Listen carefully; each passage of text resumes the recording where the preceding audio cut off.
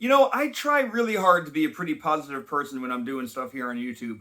But this time, I gotta say, Hasbro, we got a problem. Come geek out with us on the Rock Nerd Radio Show. Hey, I'm Dan. Welcome back to the Rock Nerd Radio Show here on YouTube, where this week I gotta air a couple of annoyances that I'm currently having with, like, my favorite toy manufacturer. It's Hasbro.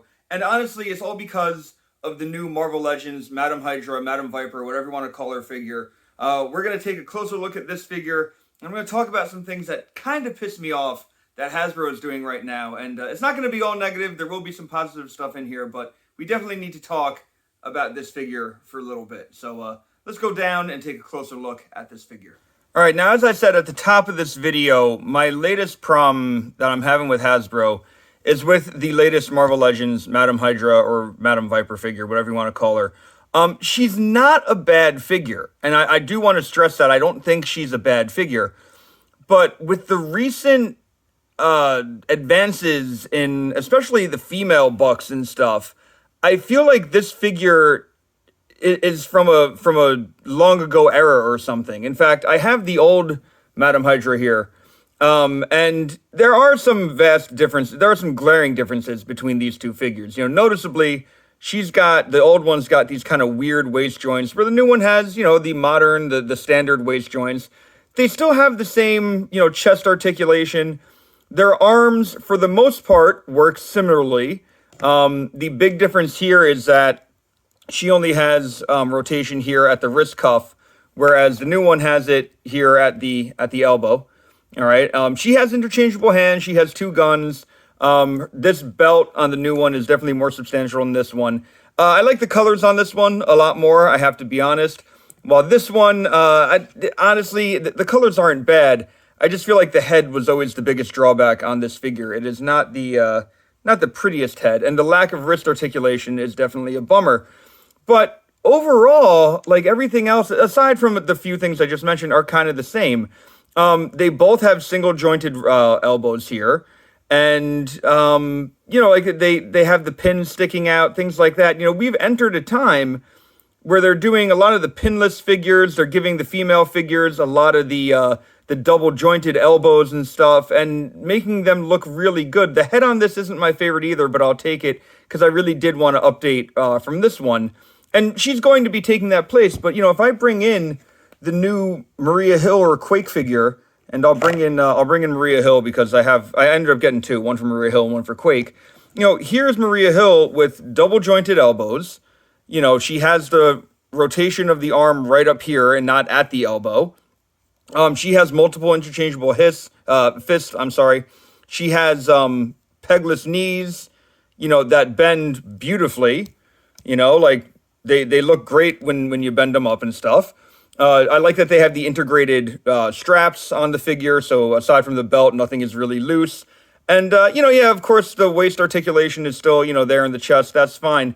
But overall, like, this figure looks so much better than this one. And it's kind of hard to believe that they came out in the same wave. You know, both of these figures came out in the controller wave.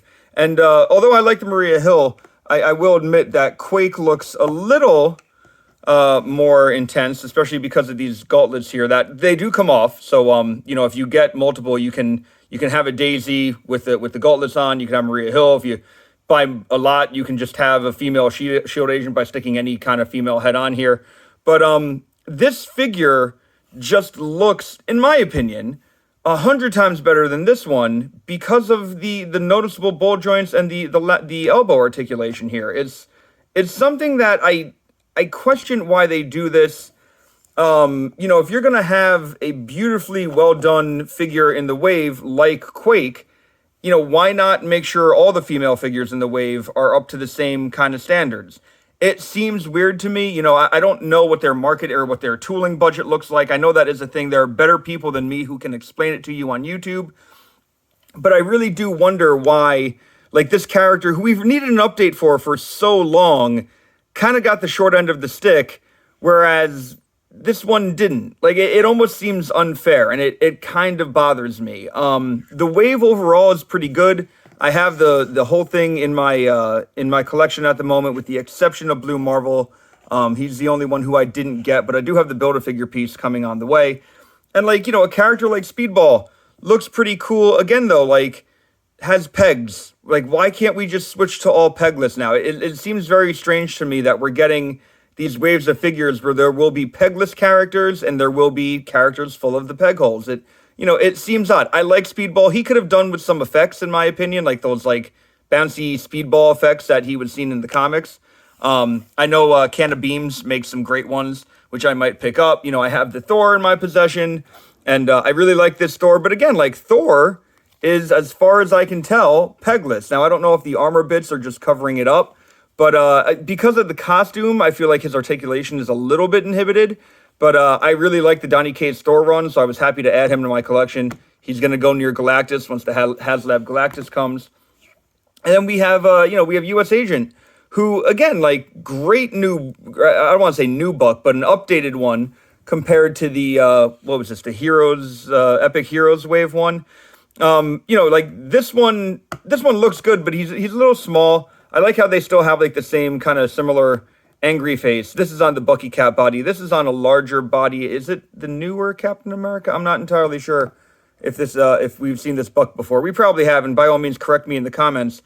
But again, like, peg holes. And then the thing that drives me the craziest is the shield is still one of the damn clips. The clip system, I feel like these break so much over time.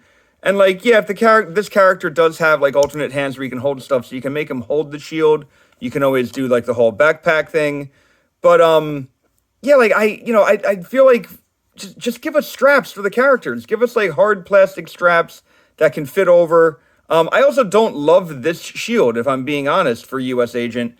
I kind of like this one more, although size-wise, they're about the same. I don't love the star in the middle of it. I always felt like US Agent shield looked more like this, but that this was a black ring instead of a blue. So part of me is debating, like, do I want to take this old shield and put this on his arm? As you can see, the clip on my old one has kind of bent over time. It doesn't even want to stay on the character's arm. So I can't really even use this shield unless I kind of put it like that. But, I kind of want the shield to be something like this. This one's too heavy. It's not going to stay. So I guess I am sticking with this one for now. So, like, overall, I'm happy with the wave and the most of the Build-A-Figure that I have. As I said, I'm waiting on the Build-A-Figure piece in Blue Marvel to arrive. I have a friend of mine is sending that to me. But, like, Controller looks good. They gave them interchangeable hands. He looks pretty cool overall. But, yeah, I just question, like, in a wave like this, it almost feels like Hasbro is just trying new things to see what works, and it's not working too well for me in this wave. Maybe you completely disagree. Maybe you think I'm crazy. That's fine. But I really just feel like in an otherwise spectacular wave, especially with a spectacular female figure like Quake, this thing is like 10 steps backwards. I'm as I said, I'm happy to update the old one to this one. I like the greens on this one. They pop a little more. The holster, I don't mind being loose. That's fine. You can put both guns in it. And she does have interchangeable hands. Like, I could give her a second gun hand if I want to. But, yeah, I wanted to get that off my chest. And I would love to know what you think about this wave. If you're even buying the full wave, I'm kind of at a point where I'm not buying every figure from every wave anymore. And at times when I want the Build-A-Figure, like with Controller here, it does suck, because then I gotta, source out the Build-A-Figure parts. Yeah, I would love to know what you think. HasCon just ended as of the recording of this video. And they showed some great stuff. There's a lot of great X-Men stuff coming down the pike, and I'll buy just about any X-Men thing they put out. But, they showed, like, Molecule Man and the Orb from an upcoming Avengers type wave. And I'll probably pick those guys up. I will. But one of the things that bothers me is like, all right, well, what's the rest of that wave going to look like, and what's the Build-A-Figure going to be? Because now that these guys are going for like $25 a pop, I'm having trouble justifying buying a whole wave anymore. And I like Hasbro. I'm not going to sit here and be like, I hope Marvel Legends ends and Hasbro burns to the ground or something like that. I love buying Transformers. I love buying Marvel Legends. But I feel like there have been a number of missteps lately that are starting to, for me, I'm starting to question some of what this company is doing. And I would love your opinion on that. Again, no like hate towards Hasbro, just a lot of questions at this point. And I know I'm not big enough to ever like, pop up on one of those fan streams with Dwight, Dan, and Ryan, but it would be cool if I got to ask them some questions. And again, not to come at them and attack them, but just be like, why did she get the short end of the stick when like someone like Quake or the Maria Hill, if you wanted to make her Maria Hill, didn't, and that's just where I'm at. So leave me some comments. Let me know what you think about these Marvel Legends in the comments below. I would love to get your feedback. And until then, I've been Dan. This has been a decent wave of Marvel Legends, but you have all been pretty awesome, and I will see you next time. Have a good one. Thanks for tuning in. Come geek out with us on the Rock Nerd Radio Show.